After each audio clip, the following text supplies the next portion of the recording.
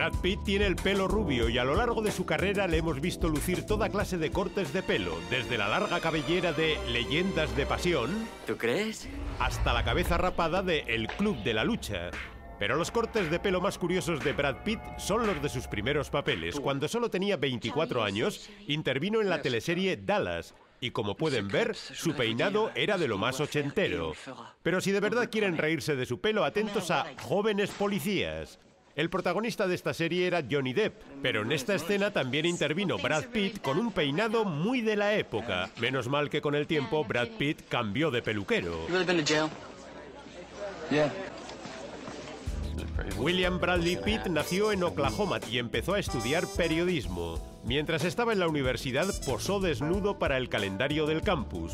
Pero Brad Pitt dejó la carrera a medias para mudarse a Hollywood y probar suerte como actor. Sí. Brad Pitt tiene los ojos azules, pero esos ojos no vieron el éxito enseguida, porque al llegar a Hollywood no le daban trabajo como actor y tuvo que aceptar los oficios más curiosos para llegar a fin de mes. Aún lo recuerdo. El joven Brad trabajó en un restaurante de comida rápida llamado El Pollo Loco y tenía que estar en la puerta del restaurante disfrazado de pollo con el fin de atraer clientes. No fastidies. Y también fue chofer de limusina para bailarinas de striptease. El bueno de Brad debía recoger a las chicas, llevarlas a los locales donde actuaban y después traerlas de vuelta a casa. Ese trabajo no le gustaba nada, pero le ayudó mucho en su carrera, porque una de las strippers también era actriz y esa chica le presentó a su profesor de interpretación. Brad Pitt se apuntó a sus clases y gracias a lo que aprendió, empezaron a ofrecerle buenos trabajos como actor. Es un aficionado. Con nosotros puede pasar a profesional. Brad Pitt demostró que sus abdominales rozan la perfección en el primer éxito de su carrera, Thelma y Luis. Y eso que en aquella época la comida favorita de Brad Pitt era la pizza y su bebida favorita, la cerveza negra. Iré a por otra cerveza. Vamos, que cuando rodó Thelma y Luis, lo de consumir calorías no le preocupaba demasiado. ¿Así de fácil? Después me largo de allí. Brad Pitt ha cambiado su dieta y se ha vuelto vegetariano desde que es pareja de Angelina Jolie. Pero antes de conocer a Angelina, Brad Pitt sedujo a mujeres como Juliette Lewis, la cantante Sinita, la actriz Robin Givens, que fue esposa de Mike Tyson, o Gwyneth Paltrow, con la que rodó Seven. Te quiero mucho. Muchísimo. Recuerden además que Brad Pitt estuvo 5 años casado con la actriz Jennifer Aniston y trabajaron juntos en este episodio de Friends cuando todavía eran felices. Lo más divertido es que en este capítulo, en vez de amarse, se odiaban a muerte. Creo que intenta decirme algo, pero no lo entiendo.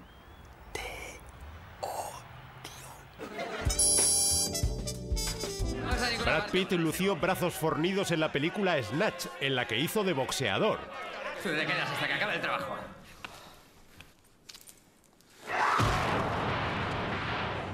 Y en la vida real seguramente el actor habría querido dar un derechazo a Athena Rolando, una auténtica acosadora que una noche entró en la casa que Brad tiene en Los Ángeles a través de una ventana abierta y estuvo probándose la ropa del actor hasta que finalmente saltó la alarma. Lo malo es que esa alarma saltó 10 horas después de que Athena Rolando entrara en la casa, lo que significa que el sistema de seguridad de esa casa no era demasiado bueno. Eso es, encima el cachondeo. Por suerte, Brad Pitt no estaba en su casa aquella noche y Athena Rolando recibió una orden de alejamiento que le obligaba a estar a más de 100 metros de distancia del actor durante un periodo de 3 años. Y es que las fans pueden ser muy peligrosas. Eso es verdad. Una verdad como un templo. Brad Pitt mostró sus piernas en Troya y se hinchó haciendo ejercicio porque tuvo que ganar 20 kilos de puro músculo para este papel. Lo curioso es que Brad Pitt encarna en Troya al mítico guerrero Aquiles y en pleno rodaje el actor se rompió, precisamente, el tendón de Aquiles de su pie izquierdo. Una divertida casualidad que demuestra que las piernas de Brad Pitt no son lo más fornido de su anatomía. ¿Para qué has venido aquí? Pasarán 1000 años y aún se hablará de esta guerra. Para entonces no quedará ni el polvo de nuestros huesos. Es verdad, pero sí nuestros nombres. En la vida real, Brad Pitt tiene una piel muy delicada y esa piel aparece llena de arrugas en el curioso caso de Benjamin Button. Para parecer un hombre mayor, Brad Pitt llevó en muchas escenas el complicado maquillaje que le están poniendo aquí. El actor pasaba 5 horas al día en manos de los maquilladores. Y para las escenas en las que aparece verdaderamente envejecido, la cara de Brad Pitt fue escaneada y reproducida por ordenador para ser pegada finalmente sobre la cabeza de otro actor. Enseguida veremos a ese otro actor con una capucha azul. Ahí está. La capucha azul servía de referencia para pegar encima el rostro digital de Brad Pitt. Y ese actor era de baja estatura para que Brad Pitt pareciese un anciano pequeñito. Bueno, nací con una especie de enfermedad. ¿Qué tipo de enfermedad? Nací viejo. Lo siento. No, ¿por qué? No tiene nada de malo ser viejo.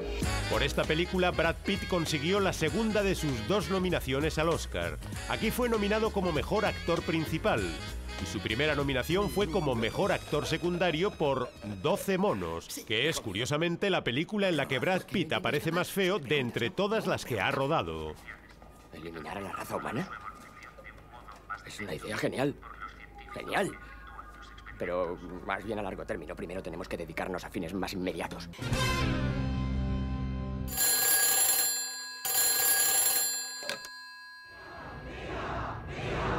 Según las películas, el pulgar hacia arriba era un símbolo de vida y significaba que al gladiador derrotado se le perdonaba la vida. En cambio, el pulgar hacia abajo significaba la muerte.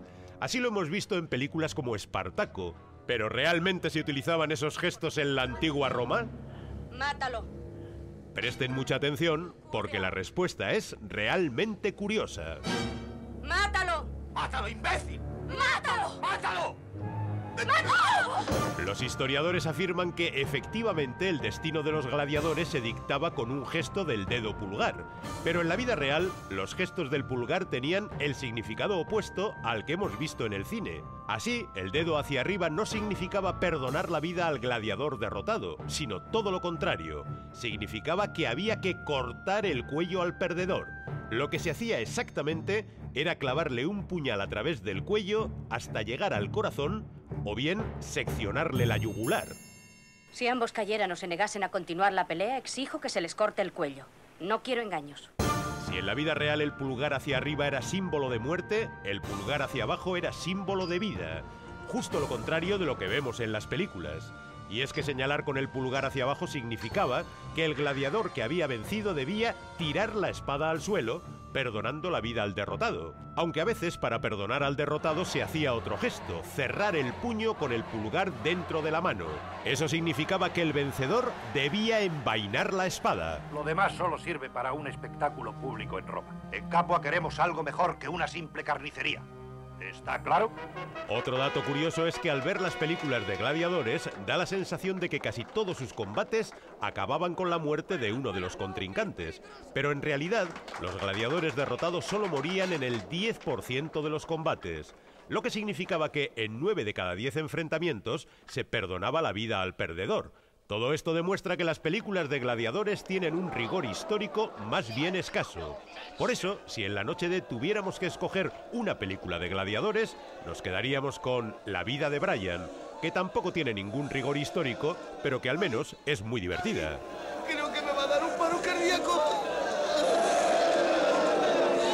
Esto es patético.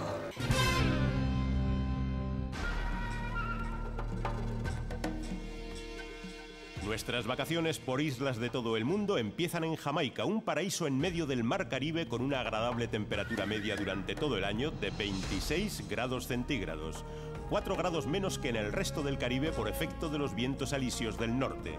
No del norte, sino del este llegó a Jamaica James Bond en Vive y deja morir. Buenas noches. Me llamo Bond. Hay una reserva a mi nombre. Ah, sí, señor Bond, por supuesto. En este film, el famoso Bond tuvo que enfrentarse a los animales más representativos de la fauna de Jamaica, los cocodrilos.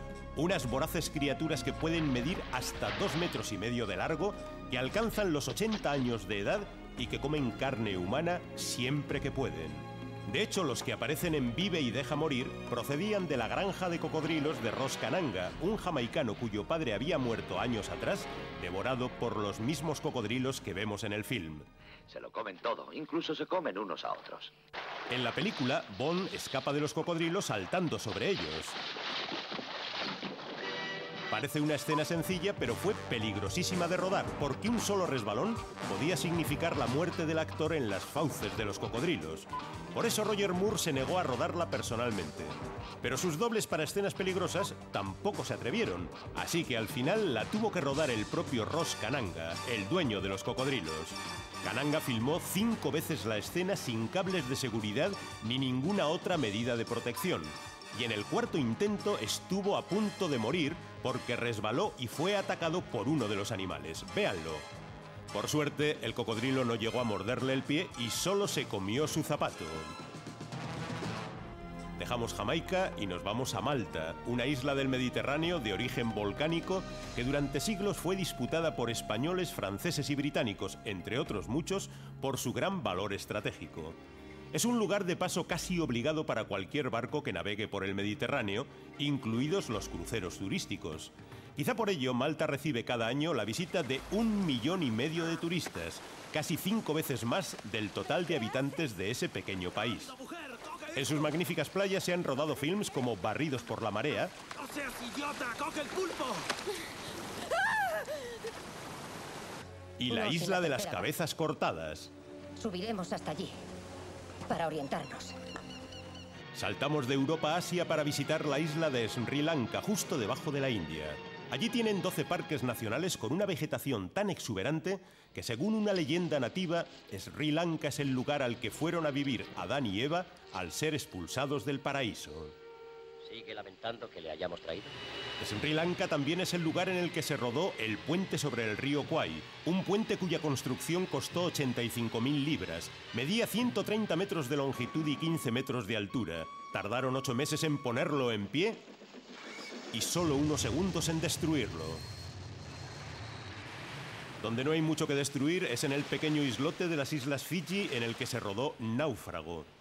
Tom Hanks naufragó exactamente en la isla de Munuriki, una de las 300 islas del archipiélago de las Fiji y también una de las más pequeñas. Monuriki es un lugar protegido por los ecologistas porque allí vive la iguana de cresta, una especie en grave peligro de extinción. Pero salvo la iguana y un balón llamado Wilson, en esa isla no hay nada de nada. Vamos allá, Wilson. No tienes que preocuparte de nada.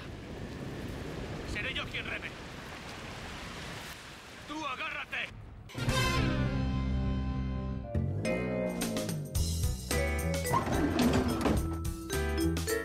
El archivo secreto que desclasificamos hoy contiene todos los datos sobre el rumor de que Walt Disney era andaluz. Y por increíble que sea el rumor, sepan que está basado en datos muy sólidos. ¡Toma ya! El creador de Mickey Mouse, el legendario Walt Disney, oficialmente nació en Chicago el 5 de diciembre de 1901. Y según los datos oficiales, fue hijo de Elías y Flora Disney. Los Disney criaron a 5 hijos, pero según algunos, en realidad solo tuvieron 4 hijos biológicos, porque su hijo Walt pudo ser hijo adoptivo. ¿Listo para nuestro gran plan? ¡Ya lo creo! La teoría del hijo adoptivo se basa en que no hay partida de nacimiento de Walt Disney en ningún archivo de Chicago, de modo que pudo haber nacido en cualquier otra ciudad o incluso pudo no ser hijo de la familia Disney. Y aquí llega la conexión andaluza, porque los Disney vivían en Chicago en el número 1249 de la avenida Tripp. Y en esa misma avenida de Chicago, muy cerca de la casa de los Disney, vivió una mujer llamada Isabel Zamora, procedente de Mojácar en la provincia andaluza de Almería. No me digas nada, sé lo que estás pensando. Este es el pueblo de Mojácar, y en Mojácar dicen que Isabel Zamora fue la verdadera madre de Walt Disney. Isabel era una lavandera de familia humilde que se quedó embarazada del médico del pueblo, pero el médico no se hizo responsable del embarazo, así que Isabel fue madre soltera, y solo recibió ayuda de uno de sus vecinos, un anciano llamado José Guirao. Guirao concedió su apellido al bebé, de modo que el hijo ilegítimo de Isabel Zamora se llamó José Luis Guirao Zamora. Y recuerden bien este nombre porque podría ser el verdadero nombre de Walt Disney. ¡Es un fenómeno! ¿Qué les dije, En el Mojácar de hace 100 años, al hijo de Isabel le llamaban bastardo a la menor ocasión. Así que madre e hijo emigraron a Chicago en el año 1905 y allí fueron vecinos de los Disney. Y se sabe que 7 años más tarde, en 1912, Isabel regresó sola a Mojácar. Por eso se cree que Isabel Zamora entregó a su hijo en adopción al matrimonio Disney. Y de ese modo el pequeño José Luis Guirao Zamora habría pasado a llamarse Walt Disney. Pero aún no hemos desvelado el dato más asombroso que avalaría esta hipótesis. ¿Puedo explicarlo? Se dice que en 1940 llegaron a Mojácar 3 agentes del FBI que rastrearon todos los archivos del pueblo buscando datos comprometedores sobre el verdadero origen de Walt Disney. Y con esos datos el director del FBI en persona, el maquiavélico J. Edgar Hoover, podría haber chantajeado a Disney amenazándole con desvelar su supuesto origen bastardo si no trabajaba como informador del FBI. Y lo cierto es que Walt Disney, a partir de los años 40, fue realmente informador del FBI, delatando a supuestos comunistas que trabajaban en la industria del cine. ¡Vaya! ¿Nos haría una demostración? Pues claro. Así pues, todos los datos parecen demostrar la teoría de que Walt Disney nació en Mojácar, que fue adoptado por la familia Disney en Chicago y que su origen bastardo fue utilizado para conseguir su colaboración con el FBI. Pero lo cierto es que en los archivos secretos de este caso hemos encontrado un dato que no encaja con esas teorías.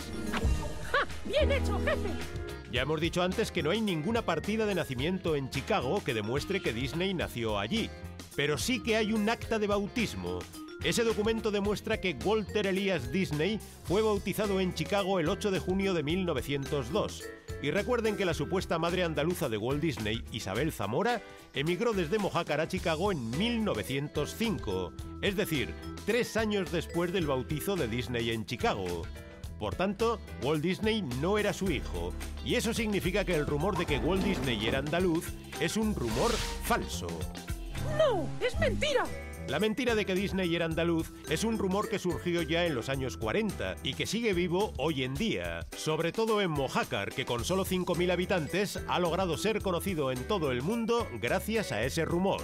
Y las autoridades de Mojácar pretenden abrir en el pueblo un museo Disney como atracción para los turistas. Está muy claro quién se beneficia del rumor de que Disney era andaluz. ¿Qué es lo que sois?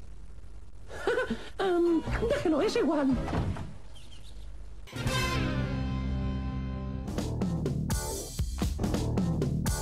¿Sabían que Kubrick utilizó un convoy de coches blindados para transportar el negativo de La Naranja Mecánica? Hacíamos de amos de la carretera. Después tiramos hacia el oeste.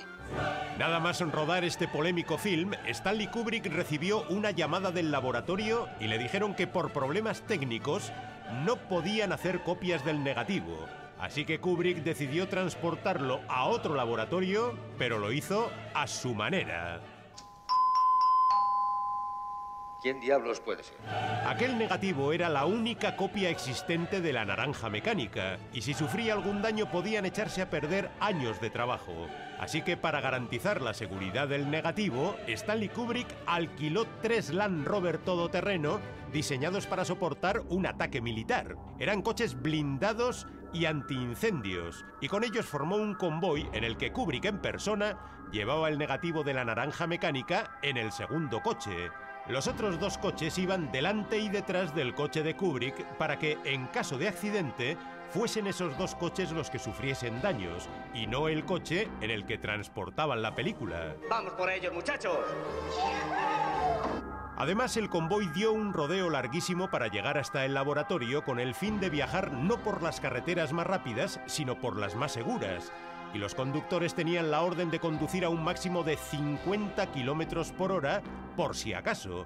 A eso se le llama precaución al volante. Eso sí que daba un gusto. La bonita ultraviolencia que nos mataba de risa.